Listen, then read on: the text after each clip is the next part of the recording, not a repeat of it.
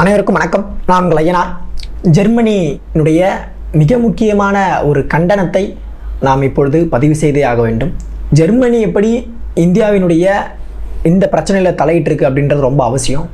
இன்னொரு பக்கம் மாணவர்களுடைய மிகப்பெரிய ஒரு புரட்சி, பிஜேபிக்கு வாக்களிக்க மாட்டேன் அப்படின்ட்டு மாணவர்கள் சபதம் எடுத்துள்ளனர். அதை நம்ம முக்கியமாக பார்த்தே ஆகணும். இந்தியா முழுவதற்கும் ஒரு மிகப்பெரிய ஒரு வழிகாட்டியாக இருக்கக்கூடிய ஜேஎன்யூ மாணவர்களுடைய எழுச்சியும் அதன் பின்னால் இருக்கக்கூடிய அரசியலும் என்ன அப்படின்றதான் இன்னைக்கு பரபரப்பாக போயிருக்கக்கூடிய ஒரு நியூஸாக இருந்து கொண்டிருக்கிறது. முதல்ல கெஜ்ரிவாலினுடைய கைதை பார்த்தோம். கெஜ்ரிவாலினுடைய கைது என்பது இங்கே இருக்கக்கூடிய அரசியல் தலைவர்களால் விமர்சிக்கப்பட்டு கொண்டே இருந்தது. 9 முறை கெஜ்ரிவாலுக்கு ஈடியால் சம்மன் அனுப்பப்பட்டது. 9 முறை அவர் ஆஜராகாத நிலையில் நீதிமன்றம் என்ன சொல்லிச்சுன்னா, கெஜ்ரிவாலை கைது செய்வதற்கு தடை இல்லை அப்படின்ற உத்தரவை பிறப்பித்த பின்பு இடி அவரை கைது செய்ய விட்டுவிட்டது. அதற்கு ஆம் ஆத்மியில இருந்தும் சரி, திமுகவில் இருந்தாலும் சரி, இல்லை காங்கிரஸ்ல இருந்தும் சரி, இந்த பக்கம் மம்தா அவர்களும் மிகப்பெரிய ஒரு கண்டனத்தை பதிவு செய்தார்கள் அப்படின்ற நம்ம பார்த்தோம். அந்த வரிசையில் ஜெர்மனியில் இருக்கக்கூடிய வெளியுறவுத்துறை அமைச்சர்கிட்ட ஒரு கேள்வி கேட்குறாங்க. அதாவது கெஜ்ரிவாலினுடைய கைதை நீங்கள் எவ்வாறு பார்க்கிறீர்கள் அப்படின்ற ஒரு கேள்வி கேட்கும் பொழுது அங்கே இருக்கக்கூடிய வெளியுறவுத்துறை அமைச்சர் சொல்லக்கூடிய பதில் என்னவா இருக்குன்னா, இந்தியா ஒரு மிகப்பெரிய ஜனநாயக நாடாக திகழ்ந்து கொண்டிருக்கிறது. அந்த ஜனநாயக நாட்டில் நீதித்துறை என்பது இன்னை வரைக்கும் நல்லா செயல்பட்டு கொண்டிருக்கிறது. அதாவது அது சுதந்திரமாக செயல்பட்டு கொண்டிருக்கிறது. அதே வகையில் இப்போ கெஜ்ரிவால் அவர்கள் கைது செய்யப்பட்டு கொண்டிருக்கிறார். அப்போ கெஜ்ரிவாலினுடைய கேஸையும் நீங்கள் சுதந்திரமான முறையில் அணுக வேண்டிய ஒரு கட்டாயம் உள்ளது அப்படின்ட்டு அவர் சொல்கிறார். அதுதான் ரொம்ப ரொம்ப முக்கியமான ஒரு விஷயம். அப்போ இங்கே நீதித்துறை என்னவா செயல்பட்டு கொண்டிருக்கிறது அப்படின்றத அவர் சிம்பாலிக்காக சொல்கிறார் அப்படின்ட்டு கூட சொல்லலாம். இன்னொன்று, கெஜ்ரிவாலினுடைய கைதை அவர் மீன் பண்ணி அவர் சொல்கிறார். அதுதான் ரொம்ப முக்கியம். இப்போ ஏன் கெஜ்ரிவாலுக்கு மட்டும் இவங்க வராங்க அப்படின்ட்டு நீங்கள் கேட்டிங்கன்னா அது தவறான ஒரு விஷயம். ஏன் அப்படின்ட்டு சொல்கிறேன்னா, இதற்கு முன்பும் ஜெர்மனி இது போன்ற மிக முக்கியமான ஒரு விஷயத்தில் ஈடுபட்டிருக்கு. அது 2022ஆம் ஆண்டு. அவர் யார் அப்படின்ட்டு பார்த்தீங்கன்னா, முகமது ஸ்வைபர் 2022ஆம் ஆண்டு அவர் கைது செய்யப்பட்ட போதும் ஜெர்மனி இந்த விமர்சனத்தை கொடுத்துருந்துச்சு. இப்போ இவங்க என்ன சொல்கிறாங்க அப்படின்ட்டு பார்த்தீங்கன்னா, இந்தியா தரப்புல இருந்து வெளியுறவுத்துறை அமைச்சகம் அவருக்கு சம்மன் அனுப்புகிறாங்க. அதாவது நீங்கள் இந்தியாவினுடைய உள்நாட்டு விவகாரங்களில் தலையிடக்கூடாது அப்படின்ட்டு சொல்கிறாங்க. இது இந்தியாவினுடைய நீதித்துறையை அவமதிப்பதாக இருந்து கொண்டிருக்கிறது. இந்தியா சுதந்திரமாக செயல்படும் ஒரு நாடாகவும் ஜனநாயக நாடாகவும் திகழ்ந்து கொண்டிருக்கிறது. அப்போ இங்கே இருக்கக்கூடிய நீதித்துறையை நீங்கள் விமர்சிக்கும் வகையில் பேசியுள்ளீர்கள் அப்படின்ட்டு அவங்க சொல்லியிருக்காங்க. இப்போ இந்த நிலையில் இங்கே இருக்கக்கூடிய அரசியல் கட்சிகள் என்ன சொல்கிறாங்க அப்படின்ட்டு பார்த்தீங்கன்னா, முக்கியமாக ஆம் ஆத்மி தரப்புல இருந்து மிக முக்கியமான ஒரு வீடியோவை பகிர்ந்ததோடு மட்டுமல்லாது அவங்களே நேரடியாக பேட்டியும் கொடுத்துருக்காங்க. இன்னொன்று, வெளியுறவுத்துறையினுடைய அவருடைய வீடியோவையும் சேர்த்து அவர் பேசினதையும் கோட்ஸாக எழுதி போட்டிருக்காங்க. இப்போ இந்தியா முழுக்க மிகப்பெரிய ஒரு அனல் பறந்து கொண்டிருக்கிறது அப்படின்ட்டு சொல்லலாம். அவர் பேசுறது என்ன தப்பு இருக்குது? ஜெர்மனி நம்ம எடுத்து பார்க்கும் பொழுது அது ஹிட்லரினுடைய ஆட்சி காலத்தினால் எந்த அளவுக்கு ஒரு கட்டுக்குள் வைக்கப்பட்டிருந்தது அப்படின்ற நம்ம பார்க்க முடியுது. நாசிசம் அங்கே எந்த அளவுக்கு ஜெர்மனியை ஒடுக்குனாரு, அங்கே இருக்கக்கூடிய மக்களை போருக்காக எப்படிலாம் பயன்படுத்தினாரு ஹிட்லர் அப்படின்ற வரலாற்றை நம்ம 1930களில் அதில் தொடங்கி நம்ம பார்க்குறோம். 2ஆம் உலக போருக்கு எந்த அளவுக்கு அவர் இங்கே இருக்கக்கூடிய மக்களையும் யூதர்களை எந்த அளவுக்கு கொன்று குவித்தார் அப்படின்றத அங்கே இருக்கக்கூடிய நாடு கண்டுகளித்துள்ளது. அப்போ அதே போன்று ஒரு சர்வாதிகார ஆட்சி இந்தியாவில் நடந்துவிடக்கூடாது அப்படின்றதான் இங்கே இருக்கக்கூடிய எதிர்க்கட்சிகளினுடைய குற்றச்சாட்டாக இருந்து கொண்டிருக்கு. இங்கே இருக்கக்கூடிய பாஜகவை பாசிசம் அப்படின்ட்டு தான் அவங்க அழைச்சிட்டு இருக்காங்க. அங்கே எப்படி ஒரு ஹிட்லரோ இங்கே அதே போல மோடி அவர்கள் திகழ்ந்து கொண்டிருக்கிறார் அப்படின்ற விமர்சனங்கள் எழுந்து கொண்டிருக்கிறது. இப்போ ஆம் ஆத்மி தரப்புல இருந்து அதான் சொல்லியிருக்காங்க. அவர்கள் அதனை உணர்ந்தவர்கள், அதனை அனுபவித்தவர்கள், அந்த கொடுமையை எல்லாம் சகித்து கொண்டு அதன் பின்பு வரலாற்றில் நடந்த கரைகளை துடைத்து கொண்டு வந்தவர்கள். அதே போன்று மீண்டும் ஒரு சம்பவம் இந்தியாவில் நடந்துவிடக்கூடாது, ஏன் உலகத்தில் எந்த ஒரு நாட்டிலும் நடந்துவிடக்கூடாது அப்படின்றதுல அவங்க கவனமாக இருக்காங்க. அதன் காரணமாக அவங்க விமர்சிக்கிறாங்க. அவங்க விமர்சிச்சதுல என்ன தவறு அப்படின்றாங்க. ஏனென்றால் இப்போ இது யாரை விமர்சிக்கிற மாதிரி இருக்குது அப்படின்னு பார்த்தீங்கன்னா, இடியை தான். இப்போ இடி என்பது சுதந்திரமாக செயல்பட வேண்டும். இடி என்பது ஒரு நபருக்காக இல்லை ஒரு அமைப்புக்காக ஒரு அரசியல் கட்சிக்காக செயல்படக்கூடாது அப்படின்ற நோக்கில் தான் வெளியுறவுத்துறை அமைச்சர் சொல்லியிருக்கார். அவருடைய கேஸ்லேயும் நீங்கள் அந்த மாதிரி தான் அணுகி ஆகணும். கெஜ்ரிவால் அவர்களுக்கும் சுதந்திரமான ஒரு நியாயமான ஒரு நீதியை வழங்கியாக வேண்டும் அப்படின்ட்டு அவங்க குறிப்பிடுறாங்க. இப்போ இந்த அளவுக்கு போவதற்கான காரணம் என்ன? 2022 இங்கே ஒரு ஊடக சுதந்திரம் என்பது இல்லை அப்படின்னும் பொழுது அவங்க குரல் கொடுத்தாங்க. சரிங்களா, 22. அதே போன்று இப்போ நீங்கள் உங்களுடைய அதாவது தன்னிச்சையாக செயல்படக்கூடிய அமைப்புகள் அப்படின்ட்டு சொல்லக்கூடிய இடியாக இருக்கட்டும் இல்லை சிபிஐ இருக்கட்டும், அந்த அமைப்புகளும் சுதந்திரமாக செயல்பட வேண்டும் அப்படின்ற அடிப்படையில் குரல் கொடுத்துருக்காங்க. இப்போ அயல் நாடுகளுக்கு செல்லும் அளவிற்கு உங்களுடைய ஆட்சி இருந்து கொண்டிருக்கிறதா, இப்போ உலக நாடுகள் எல்லாம் மோடிக்கு எதிர்ப்பாக இருந்து கொண்டிருக்கிறதா அப்படின்ற ரொம்ப முக்கியம். இப்போ ஜெர்மனி இந்த மாதிரி பண்ணியிருக்காங்களா, சிஏ சட்டத்துக்கு அமெரிக்காவை எதிர்ப்பு தெரிவிச்சதா இல்லையா, ஐநா எதிர்ப்பு தெரிவிச்சதா இல்லையா, ரொம்ப ரொம்ப முக்கியமான ஒரு விஷயம் இல்லை. மத ரீதியாக ஒருவருக்கு குடியுரிமை சட்டத்தை வழங்கக்கூடாது அப்படின்ட்டு அமெரிக்கா கண்டனம் தெரிவிச்சது. எப்படி நீங்கள் மத ரீதியாக ஒருவரை ஒடுக்க முடியும் அப்படின்ற கேள்வி எழுப்பியது. இப்போ இது ரொம்ப முக்கியம். அப்ப மோடிக்கு எதிரான அலை என்பது இந்தியா மட்டுமல்லாது உலக நாடுகள் மத்தியில் எழும்பியிருக்கு அப்படின்றத பார்க்க முடியும். ஏன் நீங்க அதுவும் அரசியல் சார்ந்து இயங்கக்கூடிய ஒரு முதல்வராக இருக்கக்கூடிய, அதுவும் இன்னும் கொஞ்ச நாள்ல உங்க நாட்டில் தேர்தல் என்பது நடைபெறவிருக்கு, அந்த நேரத்தில் அரெஸ்ட் பண்ணியிருக்கீங்களே அப்படின்றதான் அங்கே கேள்வி. அப்போ அந்த டைம்ல நீங்க சுதந்திரமா இருக்க விடமாட்டீங்களே அப்படின்றதான் அவருடைய பதில். இப்போ இதற்கு நீங்க எதிர்ப்பு தெரிவிக்கிறீங்க, மிகப்பெரிய ஒரு பூசல் என்பது வெடித்துள்ளதை நம்ம பார்க்க முடியும். இது இன்னும் கட்டுக்குள்ள இருக்குமா அப்படின்ட்டு நீங்க சொல்ல முடியாது. ஏன்னு பார்த்தீங்கன்னா தொடர்ந்து இந்தியாவிற்கு எதிரான பல்வேறு கருத்து நிலைகளை உலக நாடுகள் தெரிவித்துக் கொண்டே இருக்கின்றன. அதை நம்ம கவனிக்கணும். சரிங்களா, சிஏவா இருக்கட்டும், இப்போ அரவிந்த் கெஜ்ரிவாலுடைய கைதா இருக்கட்டும், அப்ப இது போன்ற தொடர் விமர்சனங்களை இந்தியா சந்திப்பதற்கான காரணம் என்ன? இப்போ இங்க வந்து ஜனநாயகம் சரியான முறையில் இருந்தால் அவங்க ஏன் கேள்வி கேட்க போறாங்க அப்படின்ற ஒரு கேள்வி எழுதல. அதுதான் இப்போ மக்களுடைய கேள்வியாகவும் ஆட்சியாளர்களுடைய கேள்வியாகவும் இருந்து கொண்டிருக்கு. இதனுடைய அடிப்படையில் தான் இந்தியா கூட்டணி என்ன சொல்லியிருக்கு, 31ஆம் தேதி டெல்லியில் மிகப்பெரிய ஒரு பேரணியை நடத்த போகிறோம் அப்படின்னு சொல்லியிருக்காங்க. ரொம்ப ரொம்ப முக்கியம். இந்தியா கூட்டணியினுடைய கூட்டம் மகாராஷ்டிரா மும்பையில் நடந்த பொழுது இங்கே இருக்கக்கூடிய பிஜேபி ஆட்டம் கண்டது அப்படின்றத நம்ம பார்க்க முடிஞ்சது. ஏன்னா எந்த இந்தியா கூட்டணி சேராது அப்படின்ட்டு மோடி அவர்கள் சொல்லி கொண்டிருந்தாரோ அதே கூட்டணி மிகப்பெரிய அளவில் தேசிய தலைவர்களை ஒன்றிணைத்து மக்கள் திரளில் பேசினார் ராகுல் காந்தி அவர்கள். அப்போ அதனை போன்று இங்கே இருக்கக்கூடிய பிஜேபி எதிர்ப்பதற்கான பேரணியை டெல்லியில் நடத்த போகிறாங்க. 31ஆம் தேதி எல்லா கட்சிகளும் சேர்ந்து கூட்டாக முடிவெடுத்துள்ளது. அப்போ டெல்லி என்ன ஆக போகுது அப்படின்றத நம்ம பார்த்தாகணும். ஏன்னா விவசாயிகளுடைய போராட்டம் ஒரு பக்கம் இருந்து கொண்டிருக்கக்கூடிய நிலையில், அவர்கள் போராடி கொண்டிருக்கக்கூடிய நிலையில், அவருடைய போராட்டம் இருக்கக்கூடிய நிலையில் இப்போ அரசியல் கட்சிகளினுடைய இந்த போராட்டம் எழுச்சி என்பது தேர்தலில் எந்த விதமான மாற்றத்தை ஏற்படுத்த போகுது அப்படின்றது ரொம்ப முக்கியம்.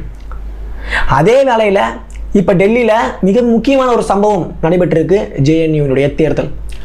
ஏன் ஜேஎன்யூனுடைய தேர்தலை இந்த அளவுக்கு இப்போ எல்லாம் பேசிட்டு இருக்காங்க, அப்படி என்ன ஜேஎன்யூ மாணவர்கள் இதுவாயிட்டாங்க அப்படின்ற ஒரு கேள்வி இங்கே இருக்கக்கூடிய மாணவர்கள் மத்தியிலையோ இல்லை அனைவருக்குமே இருக்கலாம். ஃபஸ்ட்டு நம்ம ஜேஎன்யூ அதாவது ஜவஹர்லால் நேரு பல்கலைக்கழகத்தை, அதனுடைய ஃபுல் ஃபார்மாக தான் அதனுடைய வரலாற்றை எடுத்து பார்க்கும்பொழுது எப்படி தமிழ்நாட்டில் தாய் பல்கலைக்கழகமாக சென்னை பல்கலைக்கழகம் பார்க்கப்படுகிறதோ அதே போல இந்தியாவில் மிக முக்கியமான பல்கலைக்கழகங்களில் ஏன் நம்பர் 1 பல்கலைக்கழகமாக திகழ்ந்து கொண்டிருப்பது ஜேஎன்யூ. அங்கே போவது மாணவர்களுடைய மிக முக்கியமான ஒரு லட்சியமாக இருக்குங்க கூட அப்படின்னு சொல்லலாம். தமிழ் படிப்பு இருக்குது அப்படின்னு கேட்டிங்கன்னா தமிழ் குறித்தான பிஹெச்டி படிப்பு இருக்குது, அங்கே போயிட்டு சேரலாம். இப்போ தமிழுக்குன்ட்டு நிதிலாம் ஒதுக்கி அந்த இடத்த கல்விகள் சேர்க்கப்படுகிறது, அதாவது ஒரு மேற்படிப்புக்காக போகிறதா இருந்தால் போகலாம். அந்த அளவிற்கான மிக முக்கியமான ஒரு யூனிவர்சிட்டி, அங்கே சீட் கிடைக்கிறதே பெரிய விஷயம் அப்படின்னு சொல்கிற இடம். இன்னொன்று என்ன அப்படின்ட்டு பார்த்தீங்கன்னா படிப்பதை தாண்டி அரசியல் களத்தில் மிக முக்கியமாக அந்த ஜேஎன்யூ பல்கலைக்கழகம் செயல்பட்டு கொண்டிருக்கிறது. அது இடதுசாரிகளாக இருந்தாலும் சரி வலதுசாரிகளாக இருந்தாலும் சரி இரு அமைப்புகளுமே அங்கே காலூச்சி நிற்கிறது அப்படின்றத பார்க்க முடியும். இந்த யூபியில் வந்து புல்ரோசரை வச்சு ஒரு பொண்ணு வீட்டை இடிச்சாங்கல்ல, அவங்களாம் ஜேஎன்யூ மாணவிகள் தான். அப்போ தொடர்ந்து இந்த சமூகத்திற்கு எதிராக குரல் எழுப்பக்கூடியவர்கள் அனைவருமே மிக முக்கியமாக அங்கே வந்து படிச்சுட்டு வந்திருக்காங்க அப்படின்ட்டு சொல்ல முடியும். சரிங்களா, அப்போ இதனுடைய வரலாற்றை நம்ம புரிந்து கொள்ள வேண்டும். இப்போ ஜேஎன்யூவில் 4 வருடத்திற்கு பின்பு தேர்தல் நடைபெற்றுள்ளது, அதாவது மாணவர் சங்க தேர்தல். அங்கே வந்து தலைவர், துணைத் தலைவர், செயலாளர் அப்படின்ட்டு கவுன்சிலர்கள் அப்படின்ட்டு நியமிப்பாங்க. அதற்கான தேர்தல் நடந்துள்ளது. முக்கியமாக இந்தியா முழுவதும் உள்ள கல்வி நிலையங்கள் பல்கலைக்கழகங்களில் மாணவர்களுக்கான அமைப்பு என்பது இருக்குது. முக்கியமாக மாணவர் சங்க அமைப்பு எஸ்எஃப்ஐ இருக்குது, ஏஎஸ்எஃப்ஐ இருக்குது, அப்புறம் இடதுசாரிகள் அமைப்பு இருக்குது. இந்த பக்கம் இதற்கு ஆப்போசிட்டாக இப்போ எப்படி நம்ம வந்து இந்தியா கூட்டணி பிஜேபி அப்படின்னு சொல்கிறோமோ அதே போல் வலதுசாரி அமைப்புகளான ஏபிவிபி சங் பரிவார் அவருடைய அமைப்பு என்பது இருந்து கொண்டிருக்கிறது. மிக முக்கியமானது இப்போ ஏன் இந்த தேர்தலில் சொல்கிறாங்க அப்படின்ட்டு பார்த்தீங்கன்னா தொடர்ந்து கருத்து கணிப்புகள் எல்லாம் ஜேஎன்யூ பல்கலைக்கழகத்தில் வெளியானது என்ன அப்படின்ட்டு பார்த்தீங்கன்னா ஏபிவிபி அமைப்பு தான் ஜேஎன்யூவில் வெற்றி பெறும், வலதுசாரி அமைப்புகள் தான் ஜேஎன்யூவில் மாணவர் சங்க தலைவராக தேர்ந்தெடுக்கப்படுவார்கள் அப்படின்ட்டு எதிர்பார்க்கப்பட்டது. அதே போன்றுதான் கருத்து கணிப்புகளும் வெளியாகின. ஆனால் அதற்கு முற்றிலும் மாறாக இப்போ இடதுசாரி மாணவரை வந்து அந்த பல்கலைக்கழகம் தேர்வு செய்துள்ளது. கிட்டத்தட்ட 9,000 வாக்குகளை மாணவர்கள் வந்து செலுத்தியுள்ளனர். அதில் வந்த ரிசல்ட் படி 922 வாக்குகள் வித்தியாசத்தில் இடதுசாரி மாணவரான தனஞ்சய் அப்படின்றவர் ஜெயிச்சிருக்கார். யாரை வீழ்த்தி அப்படின்ட்டு பார்த்தீங்கன்னா ஏபிவிபி அமைப்பை சார்ந்த உமேஷ் சந்திரா அஜ்மீரா அப்படின்றவரை வீழ்த்திருக்கார். இதில் இன்னும் குறிப்பிடத்தகுந்த விஷயம் இல்லை ஸ்பெசிஃபிக்காக சொல்கிற விஷயம் என்ன அப்படின்ட்டு பார்த்தீங்கன்னா, இந்த தனஞ்சய் இருக்கார்ல, அவர் ஒரு பட்டியலின சமூகத்தை சேர்ந்த மாணவர் அப்படின்ற ரொம்ப முக்கியம். இதில் என்னப்பா பெருமை இருக்குது அப்படின்னு கேட்டிங்கன்னா, இந்த பல்கலைக்கழகத்தில் 1996-97 காலகட்டத்திற்கு பின்பு பட்டியலினத்தை சேர்ந்த ஒரு மாணவர் தலைவராக ஆகியது இதுதான் வரலாறு சொல்லுது. அப்போ இதன் மூலமா நம்ம எதை நிரூபிக்க வேண்டியிருக்கு? அந்த மாணவர் அவருடைய உரையில் சொல்கிறாரு, நான் இந்த பல்கலைக்கழகத்தில் இருக்கக்கூடிய மாணவர்களுக்கு துணை செய்வேன், அவர்களுக்காக வந்து குரல் கொடுப்பேன். இங்கே இருக்கக்கூடிய பெண்களுக்கு எதிரான பிரச்சனைகள், பெண்களுக்கு எதிரான பாலியல் ரீதியான பிரச்சனைகளாக இருந்தாலும் சரி, இல்லை அடிப்படை தேவைகள் சார்ந்த பிரச்சனைகளாக இருந்தாலும் சரி, குடிநீர்லேருந்து கழிப்பறை வசதியிலிருந்து இது போன்ற பிரச்சனைகள் வந்து சீர் செஞ்சு தருவேன். இதோடு மட்டும் அவர் வந்து நிறுத்தலை.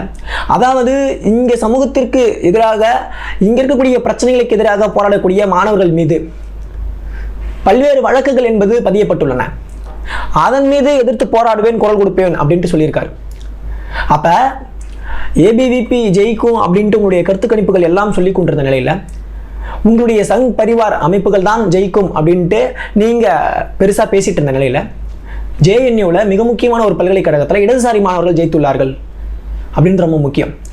அதோடு மட்டுமல்ல, 42 கவுன்சிலர்கள் அந்த இடத்த ஜெயிச்சிருக்காங்க. அதாவது இங்கே அந்த தேர்தல் எப்படின்னா, நம்ம எப்படி இங்கே சட்டசபை தேர்தல் நடத்துகிறோமோ அதே போல் பல்வேறு கட்டுப்பாடுகளுக்கு விதிகளுக்கு உட்பட்டு தான் அந்த தேர்தல் நடத்தப்படுமே ஜேஎன்யூவில்.